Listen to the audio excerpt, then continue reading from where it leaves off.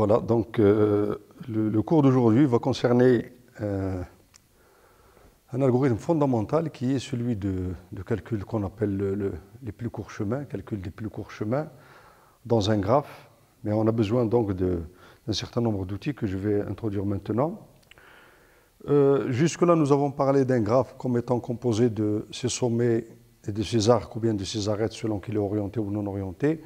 Alors, nous allons on peut encore enrichir cette structure par d'autres fonctions qui vont nous permettre de développer des algorithmes. Alors, le titre, c'est l'algorithme de plus court chemin. Plus court chemin.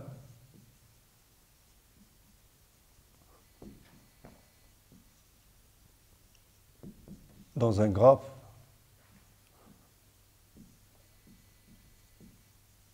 orienté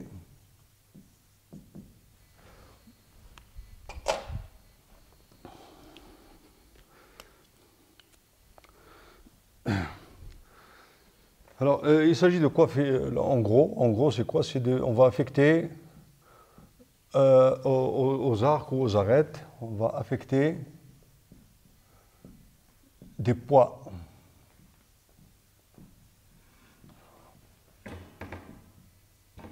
aux arcs du graphe.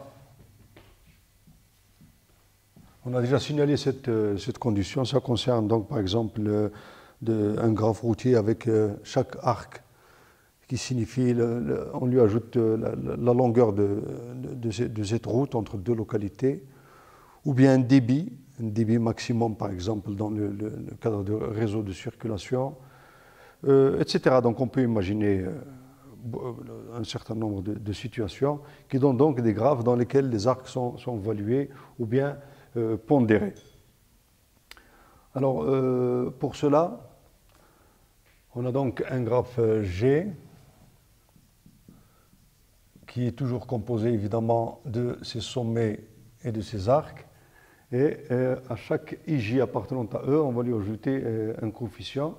Alors on va parler d'une fonction poids, une fonction coût, on va l'appeler comme ça.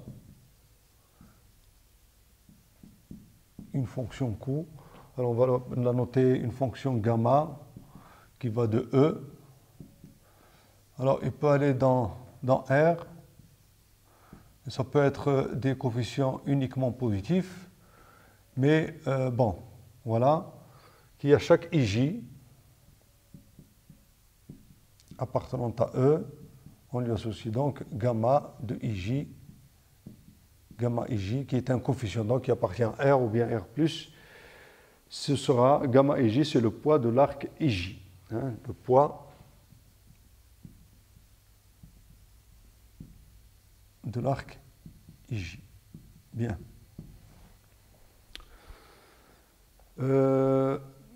À partir de là, on va définir la notion de matrice, des coûts.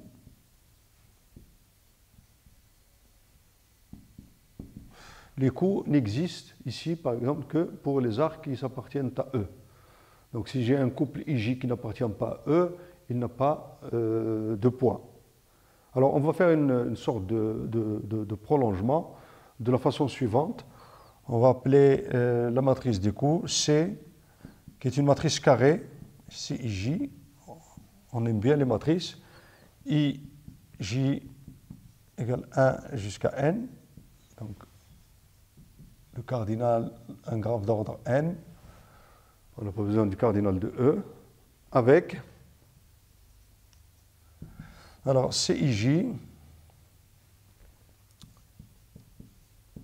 égale, alors pour avoir une matrice, il y a d'abord le cas quand I égale J, c'est-à-dire les boucles du graphe, qui dans le cadre du calcul des plus courts chemins n'est pas d'un grand intérêt. Donc on pose pour I égale J, le coefficient est égal à 0, donc si I égale J, ce qui est tout à fait logique. Si I est différent de J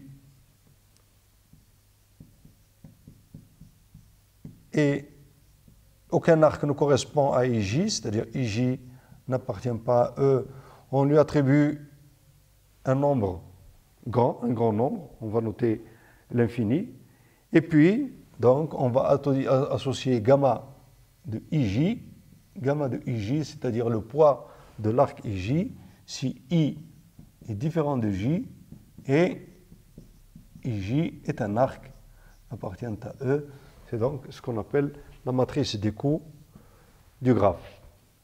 Ces graphes sont appelés, on les appelle aussi des graphes pondérés ou bien des graphes valués. Des graphes valués, des graphes donc dans lesquels les arcs sont pondérés.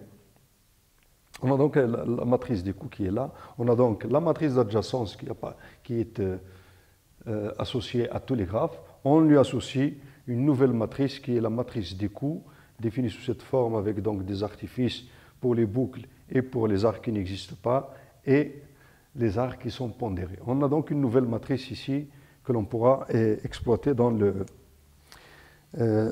nos calculs. Alors, étant donné que nous avons donc un graphe, on peut toujours le représenter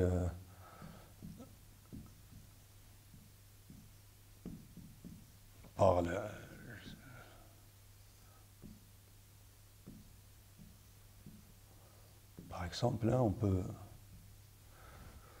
toujours avoir des trucs comme ça. Et puis avec des coefficients, donc j'ai ici par exemple un 2, C12, C12, C21, voyez, ici c'est le coefficient, donc C13, C3, 4, C4, 2, C2, 3. Les CI sont nuls et les arcs qui n'existent pas, on leur attribue un coefficient infini. Donc on a un graphe value ici. On peut toujours le représenter sous forme sagittale pour pouvoir faire des petits raisonnements. Alors, cette notion de matrice des coûts nous permet de définir une nouvelle notion, la notion de longueur des chemins associée à ces coûts.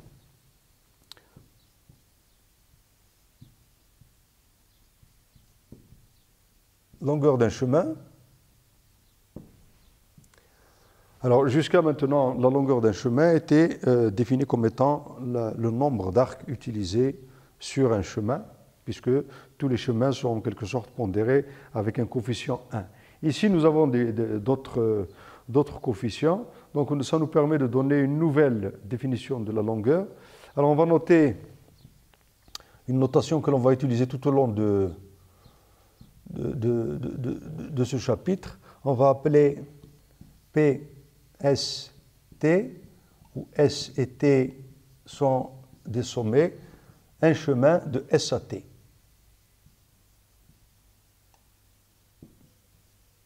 De S vers T,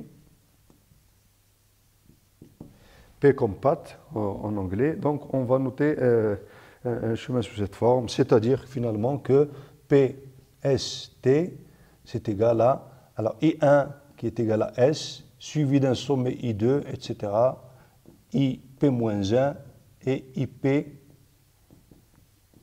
qui est égal à T. Donc on a un chemin de S à T dans lequel donc deux sommets successifs constituent un arc. Et puisque chaque arc est associé avec un coefficient CIJ, on peut donc calculer la somme des poids de ce chemin, et c'est ce qu'on va appeler la longueur du chemin. Alors, la longueur, on va appeler comme ça, donc vous avez de S, vous voyez, S à T, et on a un chemin qui passe donc à, ça c'est I1, à I2, I3, etc., IP-1 et IP qui est égal à, voici donc le chemin PST, et on va définir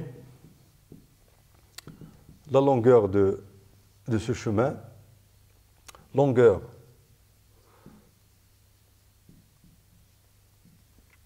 du chemin PST,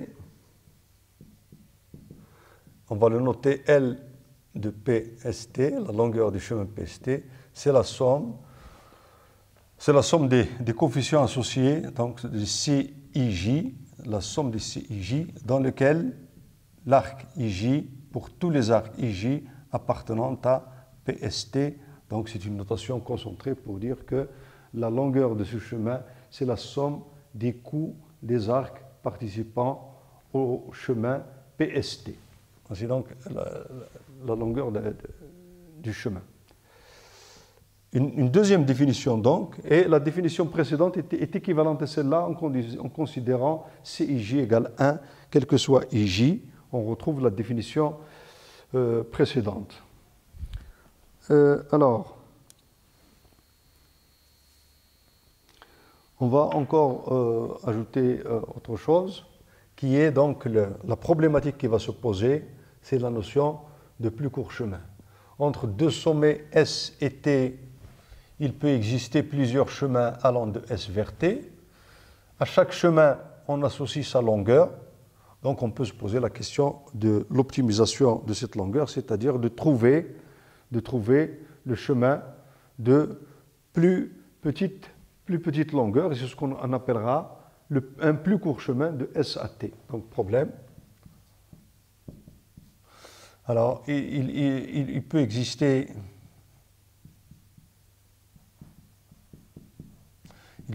donc plusieurs chemins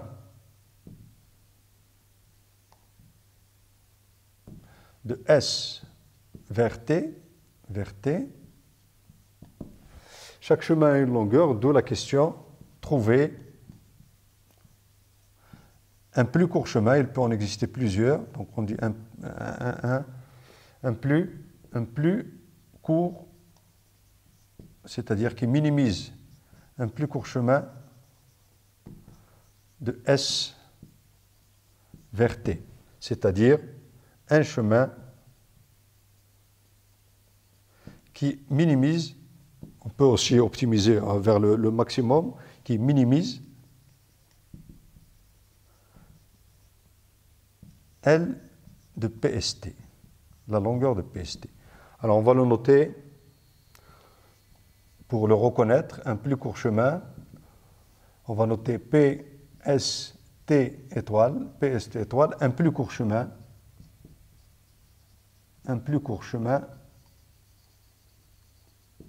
de S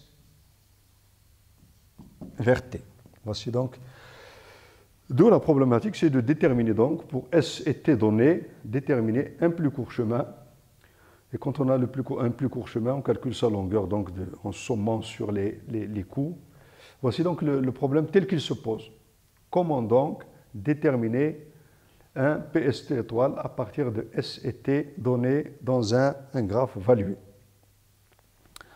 Alors, pour répondre à cette question, on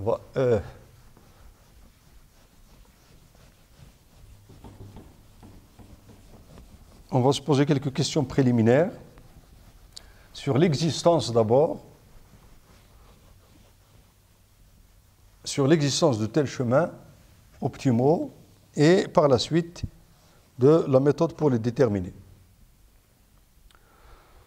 Alors, on va se placer dans... vous voyez bien que dans le cadre général, on peut avoir la situation suivante qui, à partir d'un sommet S, pour aller au sommet T, donc il faut s'assurer d'abord que le chemin existe. Et nous savons le faire maintenant grâce à la matrice d'adjacence. On sait le faire. L'existence du chemin. Quand le chemin existe, on sait calculer maintenant sa nouvelle longueur en fonction des coûts qui sont associés. Donc, ce chemin, donc la longueur, c'est la somme des coûts. Et vous voyez bien que si les coûts sont quelconques, on peut être dans la situation suivante. On peut avoir, par exemple, un chemin qui est donné sous cette forme, avec un circuit. C'est un chemin qui va de S vers T. La longueur de ce chemin, c'est la somme des poids des arcs associés à ce chemin. Et l'on voit bien que dans le cadre de la recherche d'un plus court chemin, c'est-à-dire d'un chemin de longueur minimale, si cette boucle est de longueur, si ce circuit est de longueur négative, vous voyez donc qu'en le parcourant à plusieurs reprises, on diminue de manière arbitraire la longueur d'un chemin. Et donc, si cette longueur, si cette boucle est de longueur négative, vous voyez, donc je peux, en la parcourant autant de fois que je veux, diminuer la longueur totale de S à T. Donc dans ce cas-là, évidemment, la recherche du minimum pose un problème. C'est-à-dire que le problème risque d'être non borné. Donc il faut éviter ce cas-là. C'est ce qu'on appelle un cycle absorbant. Un cycle absorbant. Absorbant parce qu'il absorbe la longueur de la partie complémentaire du chemin. On peut donc diminuer. C'est une notion qui est un peu artificielle, mais qui peut se poser aussi dans la pratique. Donc on va éviter ce cas-là, c'est-à-dire qu'on va supposer que le graphe ne contient pas de cycle absorbant. Bon, dans ce cas-là, déjà, on peut travailler sur R, c'est-à-dire que les coups peuvent être positifs ou négatifs. Et dans un premier temps, on va considérer des coefficients positifs. Dans un premier temps, on considère les CIJ supérieurs ou égaux à 0, c'est-à-dire que les coups des arcs sont positifs. Alors dans ce cas-là, on est tranquille, il n'y a pas de cycle absorbant, il suffit de s'assurer de l'existence des chemins. Donc dans ce cas-là, il suffit alors, pour répondre à la notion de plus court chemin, il suffit de s'assurer de l'existence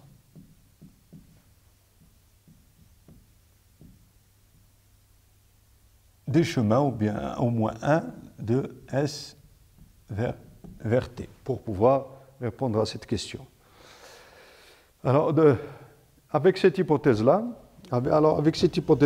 nous allons donc établir ce qui est appelé l'algorithme de Dijkstra. L'algorithme de Dijkstra, et on va utiliser une notation. On a parlé de longueur. On peut définir ce que l'on appelle une distance grâce à cette longueur. Hein, longueur, distance, bon.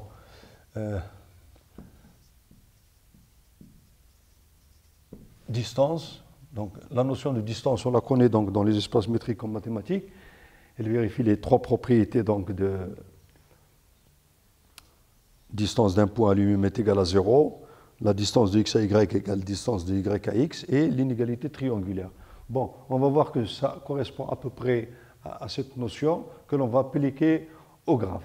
Quelle est la distance, la définition intuitive pour définir une distance entre deux points? Eh bien, évidemment, c'est la longueur d'un plus court chemin de ce point vers celui-là. Vous voyez donc que la notion est orientée et qu'elle risque de ne pas être symétrique. On va dire que donc ces distances, si on veut, c'est entre guillemets, ce n'est pas le terme distance des espaces métriques.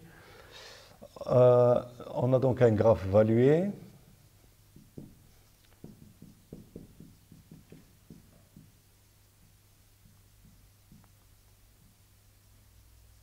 Et on va lui associer donc sa matrice des coûts. Voilà, on a donc de cette façon un graphe évalué. La matrice d'adjacence, le graphe, et la matrice des coûts.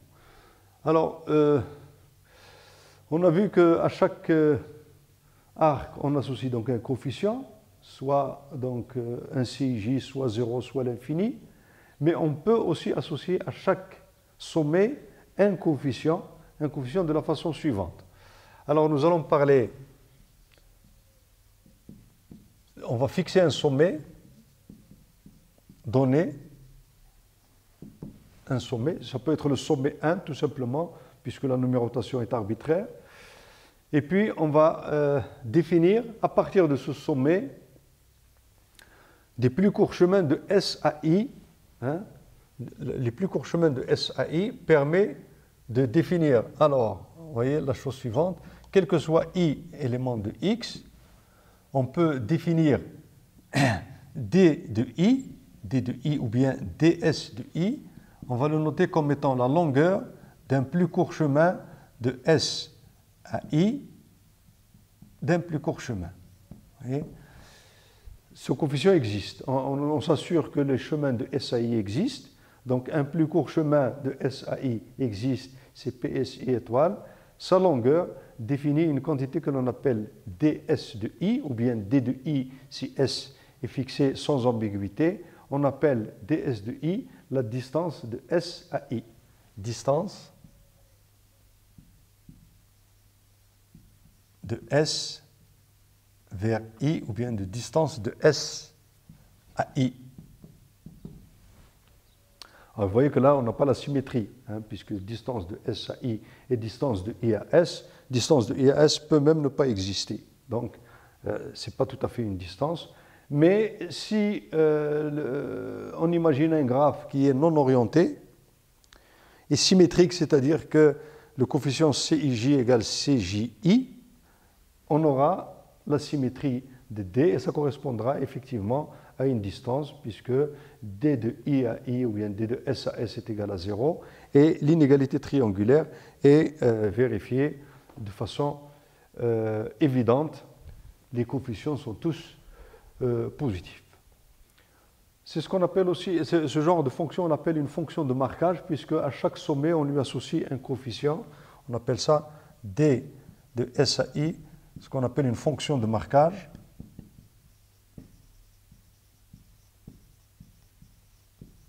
Marquage quoi? Donc à chaque sommet, elle associe un coefficient.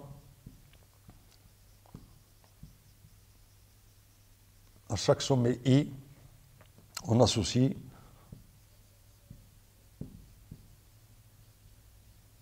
un coefficient ds de I. Voilà. Donc ds de I, c'est la distance de S à I, c'est la longueur d'un plus court chemin de S à I. Nous allons voir maintenant quelles sont les propriétés de cette fonction de marquage et on va donner un premier théorème.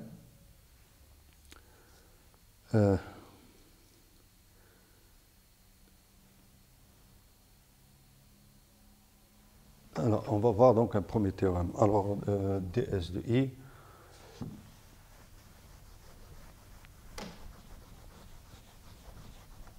Regardons encore un peu quelles sont les valeurs que peut prendre ds de I, la longueur d'un plus court chemin. Alors, on peut généraliser un peu ça en disant que, en fin de compte, si j'ai un sommet I et un sommet J, ou bien un sommet S et un sommet T,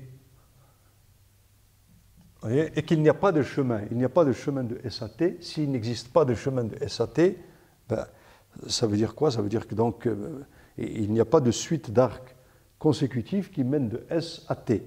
Ça veut dire qu'il y a une coupure. Bon. Et s'il y a une coupure, ça veut dire qu'il y a un coefficient de C qui est infini.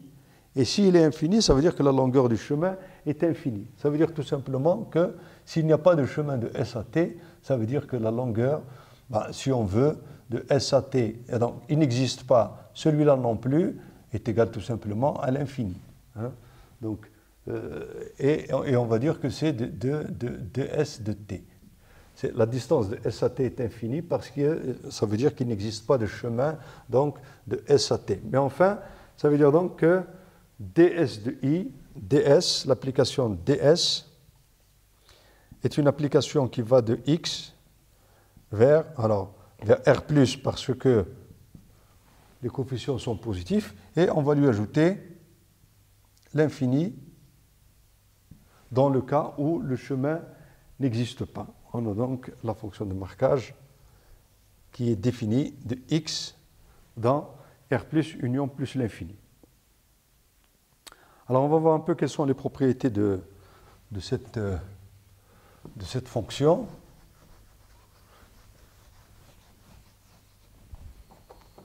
Alors si je considère, on va donner un premier théorème, si je considère le sommet S, un sommet I